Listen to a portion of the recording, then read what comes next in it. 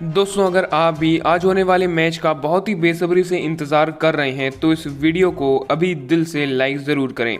दोस्तों, आईपीएल के 13वें सीज़न में आज डबल हेडर के पहले मुकाबले में मुंबई इंडियंस का सामना सनराइजर्स हैदराबाद से होगा। विस्फोटक बल्लेबाजी क्रम और आखिरी ओवर के शानदार गेंदबाजों की मौजूदगी में सनराइजर्स हैदराबाद के खिलाफ मुंबई इंडियंस का पलड़ा भारी ज़रूर रहेगा। ऐसे में दोस्तों, आज इस वीडियो में हम आपको आगे बताएंगे कि कौन सी टीम ये मुकाबला जीत सकती है।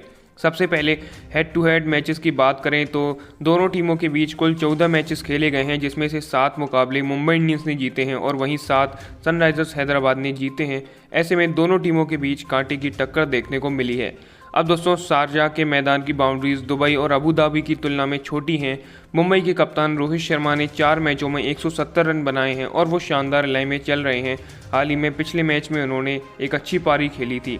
उनके पास किसी भी गेंदबाज को ध्वस्त करने की पूरी क्षमता है। वहीं दोस्तों, युवा विकेटकीपर बल्लेबाज ईशान किशन ने रॉयल चैलेंजर्स बेंगलोर के खिलाफ अपनी प्रतिभा का लोहा मनवाया था। वहीं हार्दिक और पोलार्ड शारजाह के मैदान में आसानी से बड़े शॉट्स लगा सकते हैं। टीम के गेंदबाजों ने किंग्स 11 पंजाब के खिलाफ पिछले मैच में शानदार प्रदर्शन किया था और टीम इसमें कोई भी बदलाव नहीं करना चाहेगी। अनुभवी तेज गेंदबाजों को स्पिनर राहुल चहर और कृणाल पांड्या का अच्छा साथ मिल रहा है। इसके अलावा दोस्तों, सनराइजर्स हैदराबाद के हौसले भी सीएसके पर 7 रन की जीत के बाद से बुलंद हैं। इस मैच में उनके युवा खिलाड़ियों ने शानदार प्रदर्शन किया है। इससे सीनियर खिलाड़ियों पर भी दबाव कम होगा और मैनेजमेंट को उम्मीद होगी कि कप्तान डेविड वार्नर, जॉनी बेस्टो और मनीष पांडे बल्ले से अच्छा योगदान देंगे। हालांकि दोस्तों, सनराइजर्स हैदराबाद की मुश्किलें मुख्य तेज गेंदबाज भुवनेश्वर कुमार के चोटिल होने से और बढ़ गई हैं, क्योंकि अब उनका आने वाले मैचों में खेलना थोड़ा मुश्किल लग रहा है।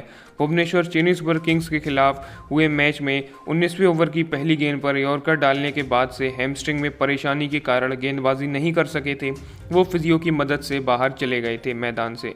ऐसे में दोस्तों, अब यहाँ पर देखना होगा कि सनराइजर्स हैदराबाद अपनी बॉलिंग लाइनअप को किस तरह से मजबूत करती है। अब दोस्तों, वहीं बात करें दोनों ही टीमों की प्लेइंग 11 की, तो मुंबई इंडियंस की तरफ से होंगे Rohit Sharma, Quinton de Kock, Surya Kumar Yadav, Ishan Kishan, Hardik Pandya, Kieron Pollard, Krunal Pandya, Nathan Coulter Nile, Rahul Chahar, Trent Boult और जसप्रीत बुमराह। वहीं दोस्तों, बात करें सनराइजर्स हैदराबाद की प्लेइंग 11 की, तो उसमें होंगे David Warner, Jonny Bairstow, Manish Pandey, Kane Williamson, Abdul Samad, Abhishek Sharma, Priyam Garg, Rashid Khan, Bhuvneshwar Kumar, Khaleel Ahmed और टी नटराजन। तो दोस्तों, ये तो होगी इन दोनों ही टीमों की प्लेइंग 11। अब दोस्तों, यहाँ पर विनिंग प्रेडिक्शन की बात करें तो कहीं ना कहीं मुंबई इंडियंस के चांसेस ज़्यादा लग रहे हैं ये मुकाबला जीतने के। अब दोस्तों, आप हमें नीचे कमेंट करके बताइए कि आपको क्या लगता है ये मुकाबला कौन सी टीम जीत सकती है। जल्दी से जल्दी नीचे कमेंट करके ज़रूर बताइएगा।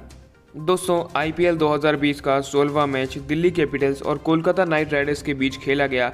ये मुकाबला बहुत ही रोमांचक रहा और आखिरकार दिल्ली ने 18 रनों से ये मुकाबला जीत लिया। आपको बता दें, दिल्ली कैपिटल्स ने पहले बल्लेबाजी करते हुए कप्तान श्रेयस अय्यर और पृथ्वी शॉ के अर्धशतक के दम पर 20 ओवर में 4 विकेट खोकर 228 रन बनाए। लक्ष्य का पीछा करते हुए कोलकाता की टीम 8 विकेट पर 20 ओवर में 210 रन ही बना पाई। अब दोस्तों, चलिए आपको केकेआर की पूरी पारी बताते हैं। तो केकेआर को पहला झटका ओपनर सुनील नारायण के तौर पर लगा, जो 3 रन बनाकर एनरिक नॉर्जे का शिकार बने। शुभमन गिल ने 22 गेंदों पर 28 रनों की पारी खेली, लेकिन वो बड़े स्कोर तक नहीं जा सके और अमित मिश्रा ने उन्हें अपनी फिरकी में फंसा लिया और उनका कैच ऋषभ पंत ने पकड़ा। केकेआर के तूफानी बल्लेबाज आंद्रे रसल इस मैच में भी नहीं चल पाए और 8 गेंदों पर 13 रन बनाकर रबेडा की गेंद पर नॉर्जे को अपना कैच थमा बैठे। नीतीश राणा को हर्षल पटेल ने अक्षर पटेल के हाथों कैच आउट करवा दिया और दोस्तों, नीतीश ने 35 गेंदों पर 58 रनों की बेहतरीन पारी खेली, जिसमें 4 छक्के व 4 चौके शामिल थे। इसके अलावा कप्तान दिनेश कार्तिक का बल्ला भी नहीं चला और उन्होंने भी 6 रन बनाकर अपना विकेट गंवा दिया। पैट कमिंस को नॉर्जे ने 5 रन पर कैच आउट करा दिया। इसी तरह से दोस्तों, इसके बाद ओवेन मॉर्गन और राहुल त्रिपाठी ने 17वें और 18वें ओवर में चौके छक्कों की बरसात करके सभी को हिलाकर रख दिया। यहाँ आपको बता दें, 17वें ओवर में पहले तो राहुल त्रिपाठी ने ओवर की दूसरी और तीसरी गेंद पर लगातार 2 लंबे छक्के दिए। इसके बाद चौथी गेंद पर एक चौका मारा और फिर आखिरी गेंद पर एक और छक्का मारकर ओवर से कुल 24 रन बटोरे। इसके बाद दोस्तों, अगले यानी कि 18वें ओवर दिल्ली की तरफ से कगिसो रबाडा लेकर आए और उस ओवर की शुरुआत की 3 गेंदों पर ओवेन मॉर्गन ने लगातार 3 छक्के मारे और बताया कि उनमें कितना दम है। इसके बाद ओवर की आखिरी गेंद पर राहुल त्रिपाठी ने एक चौका भी मारा और उस ओवर से भी कुल 23 रन बटोरे। ऐसे में दोस्तों इन दोनों बल्लेबाजों ने मात्र 2 ओवर में 47 रन बटोर लिए थे और अब आखिरी 2 ओवर में 30 रनों की ज़रूरत थी, लेकिन 19वें ओवर की तीसरी गेंद पर ओवेन मॉर्गन कैच आउट हो गए। मॉर्गन को नॉर्टजे ने 44 रन पर हेटमायर के हाथों कैच आउट कराया। टीम की उम्मीद यहां खत्म हो गई और आखिरी 6 गेंद पर 26 रनों की ज़रूरत थी और इस ओवर में एक विकेट गंवाकर बल्लेबाजों ने 7 रन जोड़े।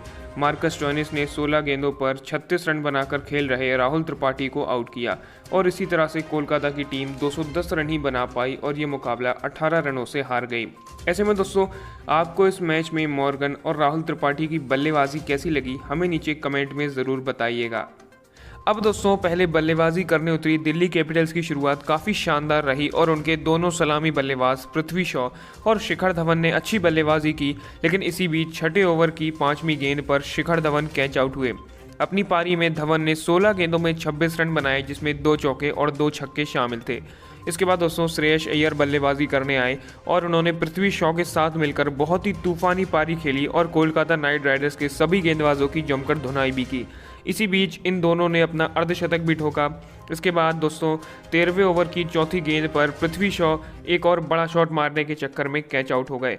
अपनी पारी में पृथ्वी ने 41 गेंदें खेलकर 64 रन बनाए, जिसमें 4 चौके और 4 लंबे छक्के शामिल थे। दोस्तों पृथ्वी शॉ के आउट होने के बाद आए बल्लेबाजी करने ऋषभ पंत और उन्होंने श्रेयस अय्यर के साथ मिलकर पारी को संभाला और इन दोनों ने ही हर तरफ से ताबड़तोड़ बल्लेबाजी की और केकेआर के सभी गेंदबाजों की धुनाई की। इसके बाद दोस्तों 18वें ओवर की 5वीं गेंद पर एक और बड़ा शॉट मारने के चक्कर में पंत कैच आउट हुए। अपनी पारी में पंत ने मात्र 17 गेंदों में 223 के स्ट्राइक रेट से 38 रन बनाए, जिसमें 5 चौके और एक छक्का शामिल था।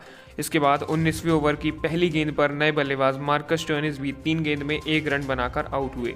इसी तरह से दोस्तों दिल्ली कैपिटल्स ने 20 ओवर में 4 विकेट के नुकसान पर 228 रनों का बड़ा स्कोर खड़ा किया। दिल्ली की तरफ से कप्तान श्रेयस अय्यर 38 गेंदों में 88 रन बनाकर नॉट आउट रहे, जिसमें उन्होंने 7 चौके और 6 लंबे छक्के भी मारे।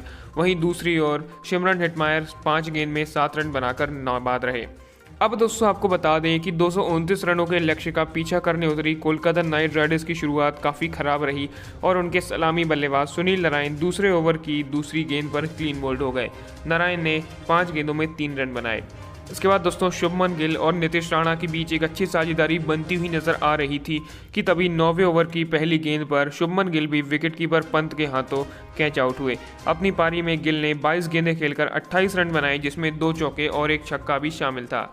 इसके बाद बल्लेबाजी करने आए आंद्रे रसल ने नीतीश राणा के साथ मिलकर अच्छी बल्लेबाजी की, लेकिन वो भी ज़्यादा देर तक क्रीज पर नहीं टिक पाए और 10वें ओवर की 5वीं गेंद पर एक लंबा छक्का मारने की कोशिश में कैच आउट हो गए। अपनी पारी में रसल ने 8 गेंद खेलकर 13 रन बनाए, जिसमें 1 चौका और एक छक्का शामिल था। इसी बीच दोस्तों दूसरे छोर पर खड़े नीतीश राणा अच्छी बल्लेबाजी कर रहे थे और उन्होंने कप्तान दिनेश कार्तिक के साथ मिलकर पारी को आगे बढ़ाया, लेकिन फिर ये दोनों ही बल्लेबाज जल्द ही आउट हो गए। आपको बता दें 13वां ओवर दिल्ली कैपिटल्स की तरफ से लेकर आए हर्षल पटेल और उन्होंने ओवर की चौथी गेंद पर पहले तो नीतीश राणा को आउट किया।